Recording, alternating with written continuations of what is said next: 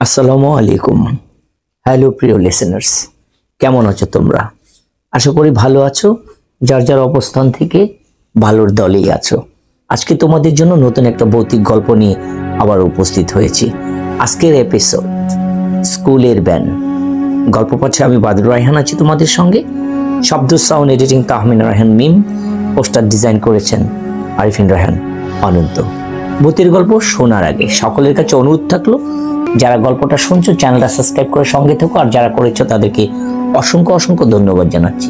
ভূতের গল্প বিশ্বাস করা না করা কেবল তোমাদের উপর নির্ভর করে, তবে ভূতের গল্প শুনিনি এমন একজন মানুষ আমরা খুঁজে পাবো না। তাই আজকে নতুন একটা গল্প আবার তোমাদের সামনে নিয়ে উপস্থিত হয়েছি।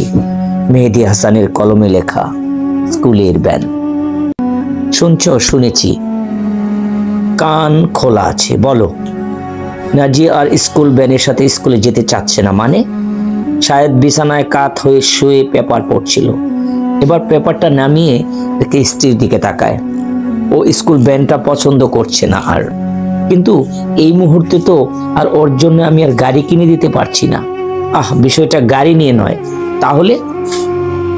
ও আচ্ছা, ওকে আমি রিক্সা করে নিয়ে যাই, ব্যানে নয়। তাই যাও। বাহ, আমার স্কুল নেই, তুমি মনে হচ্ছে ভুলে যাও আমি একটা স্কুলে চাকরি করি। ও সরি, হ্যাঁ তাই তো। তাহলে সমস্যাটা কি? ওদের ব্যানে একটা ছেলে, তার ভয়। ও 3-4 বাচ্চার ভয়। হ্যাঁ, ও যে বাচ্চার কথা বলছে সে একটু বড়, 8-এ পড়ে। ওদের সঙ্গেই যায়। ওই ছেলেটা মনে হয় ওকে একটু জ্বালায়। তাই নাকি? কেন জ্বালাবে? ইফটিজিং এর মামলা ঢুকে দাও। বিষয়টা ফাজলামো না। তার ছেলেটা কি বলে? তেমন কিছু বলে না। আসলে আমি ছেলেটাকে দেখেছি, একটু বড়সড় গাপ্পু টাইপের ছেলেটা। আমার তো মনে হয় শান্ত শিষ্টই মনে হলো। নিশ্চয়ই ল্যাজ বিশিষ্ট, না হলে তোর মেয়ে ভয় পাবে কেন? তোমার মেয়েটা হচ্ছে নরম টাইপের। তারা আরো অনেক রাত পর্যন্ত আলোচনা করলো মেয়ের স্কুল সমস্যা নিয়ে, কিন্তু ফলপ্রসূ কোনো সিদ্ধান্ততে পৌঁছালো না। তবে তারা জানাতে পারলো না তাদের পুরো আলোচনাই তাদের হরে পড়া ছোট্ট মেয়ে নাজিয়া দরজার পাশে দাঁড়িয়ে শুনলো। পরের দিন সকালে যথারীতি ভ্যানে উঠতে খুব একটা আপত্তি করলো না নাজিয়া। অবাক হলো তার মা নাসরিন। মনে মনে খুশি হলেন। সেই গাপ্পু টাইপের ছেলেটি ভ্যানের কোনায় চুপ করে বসে আছে। আরো 2টি মেয়ে আছে ভ্যানে। সামনে আরো 2জনকে তুলবে, তারপর সোজা স্কুলে। নাজিয়া বয়টা আর অন্য জায়গায়। বেড়ার সময় কিছু সময় সে আর মুকিত নামের একটা 8-এ পড়া একটা ছেলেকে একা একা থাকতে। ব্যানটা যখন তেঁতুল তলার মোড়ে আসে তখন ছেলেটা চেঁচিয়ে ওঠে, আঙ্কেল ব্যান থামান, ব্যান থামান, ব্যান থামান। কথাটা ছেলেটা এত দ্রুত বলতে থাকে যে নাজিয়ার কানে লাগে। কেন, কি হয়েছে? ছেলেটা তখন কেনি আঙ্গুল দেখায়। ব্যানওয়ালা খুব বিরক্ত হয়, মুখে বলে, কেন স্কুলে স্কুলে সাইরে আইতে পারো না? ছেলেটা চেঁচায় থাকে, থামান থামান। তখন নাজিয়া ভীষণ বিচ্ছির লাগে। একসময় ব্যানটা থামে, ছেলেটা গাছের আড়ালে চলে যায়। ব্যানওয়ালা তখন একটা বিড়ি ধরায়। সব মিলে পরিবেশটা বাজে লাগে নাজিয়ার। ভয় ভয় লাগে।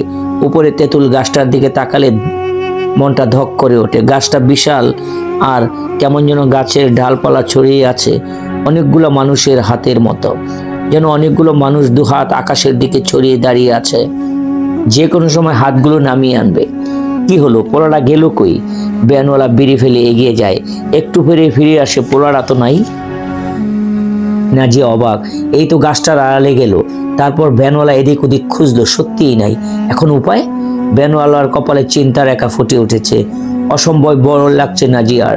এখন কি হবে? ছেলেটা গেল কই? ভ্যানওয়ালা তখন এদিক ওদিক খুঁজছে। নাজিয়া এখন কি করবে? তারও তো দেরি হয়ে যাচ্ছে। মা ফিরে এসে যদি দেখে নাই, কি করি কও তো? ভ্যানওয়ালা অসহায়ের মতো নাজিয়াকে বলে, আঙ্কেল স্কুলে ফোন করেন। ঠিক বলছো, না আগে তোমার মায়ের ফোন করি। ভ্যানওয়ালা কাছে সব গার্জিয়ানদের ফোন নম্বর থাকে। ভ্যানওয়ালা যখন নাজিয়ার মাকে ফোন করছিল তখন একটা চিৎকার কানে এলো। নাজিয়া মনে হলো সেই ছেলেটার গলা, কিন্তু চিৎকারটা ঠিক কোন দিক থেকে এলো বোঝা গেল না। এদিকে নাজিয়ার মা চলে এসেছে। যাক, নাজিয়া বিপদ মুক্ত। ভ্যানওয়ালা স্কুলে ফোন দিয়েছে, সেই ছেলের বাবা মাকেও ফোন দিয়েছে, সবাই চলে এসেছে, শুধু ছেলেটি নেই। তুমি ওরে নামাতে দিলে কেন? বাজ খাই গলায় চেঁচে উঠল ছেলেটির বাবা।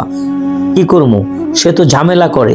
এই তো মেয়ে আছে জিগান। ভ্যানওয়ালা নাজিয়াকে দেখায়। ওই সময় সে আর্তনার চিৎকার সবাই শোনে। হ্যাঁ, ছেলেটির চিৎকার, কোনো সন্দেহ নেই, কিন্তু ছেলেটি কোথায়? তখন আর নাজিয়ার চোখে পড়ে বুকের ভিতরটা ধক করে ওঠে। ছেলেটি তেঁতুল গাছের মগ ডালে উল্টো হয়ে ঝুলছে। ওই জন্য নাজিয়া কোনো মতে বলে। সবার উপরে তাকিয়ে একসঙ্গে আত্মচিৎকার দিয়ে ওঠে। মুকিত নামে ছেলেটি তেঁতুল গাছ থেকে নামতে বহু ঝামেলা হয়েছে। ফায়ার ব্রিগেডের গাড়ি এসে মই ঠেকিয়ে নামাতে হয়েছে তাকে। শেষ পর্যন্ত যখন তাকে নামানো হলো, দেখা গেল তার মুখ দিয়ে ফেনা বেরোচ্ছে এবং চোখ দুটো লাল টক টক। দ্রুত অ্যাম্বুলেন্সের কাছাকাছি একটা ক্লিনিকে নেওয়া হলো। নাজিয়া ছিল ওদের সঙ্গে বেশ কিছুক্ষণ। তারপর ফিরতে ফিরতে সন্ধ্যা হয়ে গেল। রাতে বিছানায় সব কাহিনী শুনে নাজিয়ার বাবা শায়েদ সব জানতার মতো মাথা নাড়ালেন। বুঝেছি। কি বুঝেছো? ওই ছেলেটা আসলে পেতনিতে ধরেছে। উফ, কি যে বলো! এই ঢাকা শহরে আবার পেতনি আসবে কোত্থেকে? আছে, গ্রামগঞ্জের পেতনিরা এখন সব ঢাকায় কেন্দ্রবিন্দু করেছে। আচ্ছা, তা না হয় হলো, কিন্তু ওই বাচ্চাটা ধরবে কেন? কারণ বাচ্চাটা তেঁতুল গাছে নিয়ে পেটসাপ করতেছিল বলেই তেঁতুল গাছ থেকে পেতনি এসে তাকে ধরে ফেলেছে। ওরে চুলে ফেলে রেখে গাছের নিচে। তারপর কেউ ওই চুলের পেটসাপ করলেই ফ্যাক করে ধরে ফেলে। খিলখিল করে হেসে উঠল নাসরিন। ওহ, তুমি যে কিছু বলো না বাচ্চাদের মতো। কি আমি বাচ্চাদের মতো বললাম? তাহলে একটা ঘটনা বলি তোমাকে। আমি তখন সদ্য তরুণ গ্রামে থাকি। একদিন বন্ধুদের সাথে আড্ডা মেরে সাইকেলে ফিরছিলাম। একটা বড় তেঁতুল গাছের নিচ দিয়ে আসতেছিলাম। ওই ঘটনা দুদিন পর স্কুলে গেল না নাজিয়া। ভ্যানওয়ালা বলছে ওই স্কুলে আর ভ্যান চালাবে না, কারণ ওই ছেলের বাবা মা তার সাথে নাকি যা ইচ্ছা তাই ব্যবহার করেছে। তৃতীয় দিনে নতুন এক ভ্যানওয়ালা এলো। ভ্যানে উঠতে গিয়ে নাজিয়া দেখে সবাই আছে, শুধু মুকিত নেই। সে নাকি এখন অসুস্থ। তাকে নিয়ে তার স্কুলে নানা আলোচনা। কেউ বলে জীবনে তুলে নিয়েছে, কেউ বলে পিড়িতে ধরেছে। আসলে কি হয়েছে কেউ জানে না। সপ্তম দিনে ভ্যান মুকিত পাওয়া গেল। ভ্যানের কোণে জড়সড় হয়ে বসে আছে। কেউ অবশ্য তাকে ওই বিষয় নিয়ে ঘাটল না। বেড়ার পথে সেই তেঁতুল তলার নিচ দিয়ে আসছিল ওরা। হঠাৎ ভ্যান থেমে গেল। কি হলো? ভ্যানওয়ালা কিছু না বলে আড়ালে চেপে গেল। চেঁচিয়ে উঠল মুকিত, না আঙ্কেল, না। কিন্তু ততক্ষণে ভ্যানওয়ালা আঙ্কেলের অদৃশ্য। এদিকে নাজিয়া অবাক হয়ে দেখে মুকিত থরথর করে কাঁপছে। সম্পূর্ণ মেয়েলি গলায় বলল, ওরে না, করো না এখনো, নইলে কি বিপদ হতে। নাজিয়া অবাক হয়ে দেখে জড়সড় হয়ে বসে থাকা মুকিতের প্যান্টের ফাঁক দিয়ে ভিড় করে পানি বের হচ্ছে। সে ভ্যানের ভিতরে পেচ্ছাপ করে দিয়েছে। ভয়ে চেয়ে কান্না বেশি নাজিয়ার। সে জড়সড় একেবারে কান্নার রোল বসে দিল। ভ্যানওয়ালা অবশ্য একটু বাদেই এলো। কেমন করে এলোমেলো পায়ে হেঁটে এলো।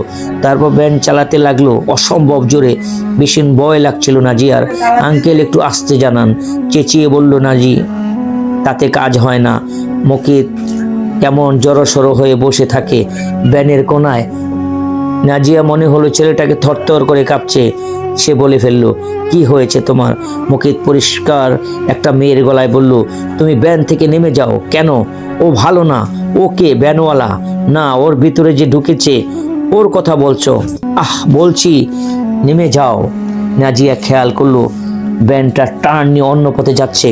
নাজিয়া কি যে হলো, দেরি করলো না। ভ্যানটা দ্বিতীয় টার্নে নামার সময় স্পিড একটু কমাতে গিয়ে তার ব্যাগ ভ্যানের থেকে লাফিয়ে দিল চোখ বন্ধ করে।